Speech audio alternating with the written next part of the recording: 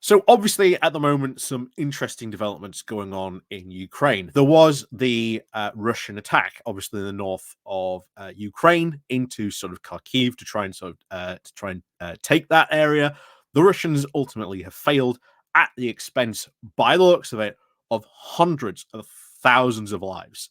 Um, the lives lost just in this attack alone are going to affect Russia. I've said this before.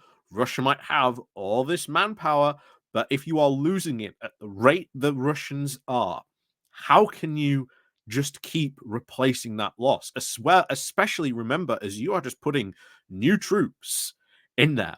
And how long do those troops last? Well, we've got an actually relatively good idea because there was a Chinese mercenary recently released a video, and he said in his video that they were lasting between 8 to 12 hours.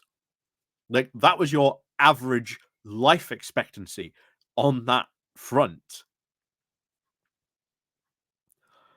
Now, say what you will about his testimony, etc., but this is a guy who also came forward and said, "Hey, all this loss of life that we are seeing, that he has seen just in 2 weeks, he said it, the war was unwinnable." And he was fighting on the Russian side. Now, we have to mention, of course, something that happened as well this week, and why, in particular, Putin might have mentioned this week. There were talks, of course, that Putin wanted to have new, fresh peace talks. But once again, we have to ask the question: how serious is Putin actually about these peace talks? So, before we go more into this, please do remember to click the like, the share, and the subscribe button if you're new. Down below, there's links to the Patreon page, the Buy Me Coffee link, the YouTube thank you button, the Pony Club, all that's down below.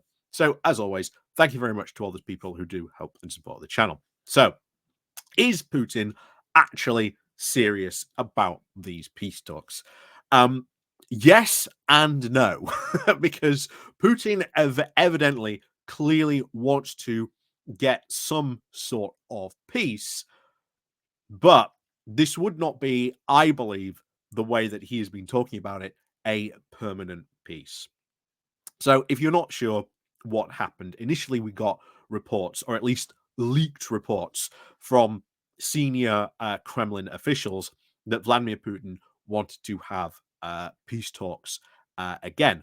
But interestingly, we must stress this was not directed with Ukraine, that they wanted to talk with the West. And when Putin was asked about this in a press conference at Belarus, he repeated that yes, he was amenable to peace talks, but again, he did not want to have these peace talks with Ukraine. He was talking about having these peace talks with the West.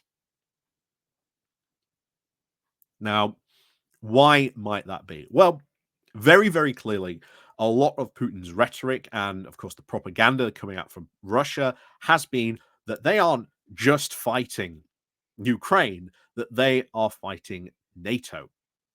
And this, to Putin, if he could somehow freeze the conflict, which is what he seems to really want, basically saying, yeah, I've taken all this is mine, which you should not, which no country should be willing to do. Even Ukraine has said, we ain't going to accept that. And also, bear in mind, it's worth pointing out that America did immediately come out and say,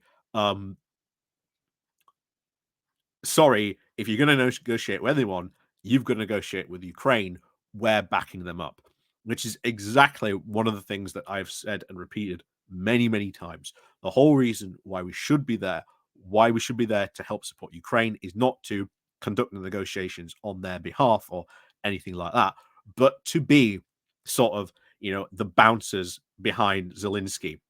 If you can imagine for a second, Zelensky walked in flanked by, a black suit wearing and shades wearing, President Biden, and of course, Rishi Sunak, or probably soon to be Keir Starmer, on this front.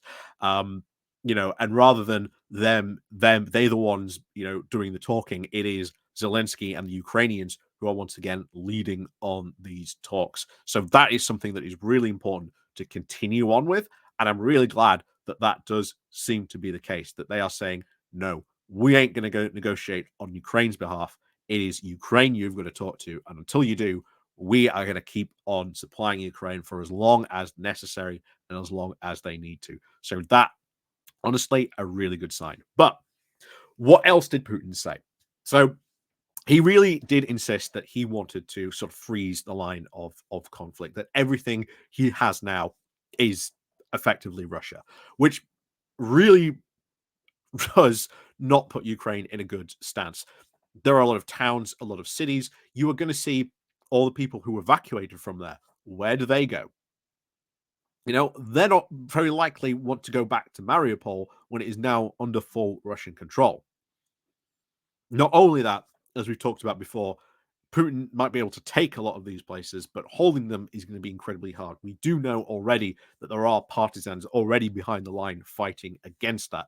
And ultimately, that will continue for very, very much the foreseeable future of people behind the lines who do feel that, you know, this territory belongs to Ukraine, not Russia, and that this was taken through, you know, an act of physical war and an aggression on their, you know, on their front, and they're going to sort of fight against that. And we have seen that take place continuously throughout the war behind these lines. So terrorist attacks in Russia by Ukrainians ain't going to stop anytime soon, even if Putin does freeze the line of conflict.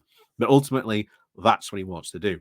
He wants to try and freeze the line of conflict, say, all this is mine. This would, of course, allow him to try and consolidate those gains, lock them down, build more, um, you know, defenses, etc. Make sure that those gains cannot be certainly retaken by Ukraine should they maybe ever try. But one of the big key things, specifically, of course, is that Putin wanted to talk about going back to the Turkish peace talks that were going on right at the start of this war. Now, we've mentioned these, talked about this before, that these Turkish peace talks were not very, very much in Ukraine's favor. Russia, of course, wanted to massively reduce the size of the Ukrainian armed forces, literally giving them like 100 artillery pieces. Bear in mind, artillery has been an incredible key factor of this war. How could Ukraine ever see off a future Russian attack, which ultimately is what Putin wants, if they've only got 100 artillery pieces? Not only that, but drastically reducing the size of their military and able to sort of repel any future invasion, because this is what the Ukrainians have been warning about for some time, that they want permanent peace guarantees, because they are worried that if this conflict gets frozen, then they'll be here once again in 10 years' time fighting for their, you know, their survival of their country again, and they don't want that to happen. So freezing this conflict is and should be a no-go. And of course, once again, the United States has said, it repeated this numerous times, that if Putin wants to end the war, all he has to do is remove his troops from Ukraine. So, you know, we are certainly going to see that. And of course, next month there is actually quite a big peace summit happening in Switzerland, being led by Ukraine, where a lot of other countries are attending this. So just as we saw this happen in Malta last year, we are going to now going to get another big peace summit focused around what Zelensky wants and his 10-point peace plan of what he wants to see. So of course, there's a lot of stuff to say that that was an attempt to try and take the wind out of that conference, sort of devalue it in some way. But so far, what Putin is essentially putting forward is, I think, something that is completely unacceptable. That he gets to keep all the territory that he has. That this is not an end to the war. That this is just a freezing of the conflict. And of course, during that time, Putin would try and sort of woo the West once again to try and get these sanctions reduced or gone, so that he can then rebuild his military, and then eventually, you know, try again in 8 or 10 years time, whenever it is sort of politically advantageous for him to sort of go and take more Ukrainian territory. Ultimately, that is something that we should be highly aware of. That is what Putin seems to be planning at the moment. and we should stop that happening from all costs, because you should not even reward Putin for doing that, because then he could sell that as some sort of victory to the Russian people, which would only then even increasingly further embolden further attacks along this line. We saw recently Russia messing with the buoys on the Navar River, trying to sort of take territory, along there. Um, so there are a lot of questions really to be asked, and to say, once again, Putin is putting forward peace feelers, but he ain't anywhere near where he needs to be if he's ever to actually get peace. But as always, we've heard Russia does not want to fight beyond um, sort of 2025, and they can't fight beyond 2025. Uh, Obviously, we've got the upcoming US presidential elections. If Biden wins, that will cause a massive hole in certainly his plans. Of course, we should also prepare maybe for the eventuality if Trump wins. Of course, I've said before that's not very likely, but of course, it's not zero.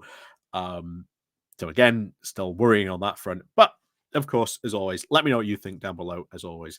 And of course, as always, well, as always, we'll see you all next time. So until then, we'll see you soon.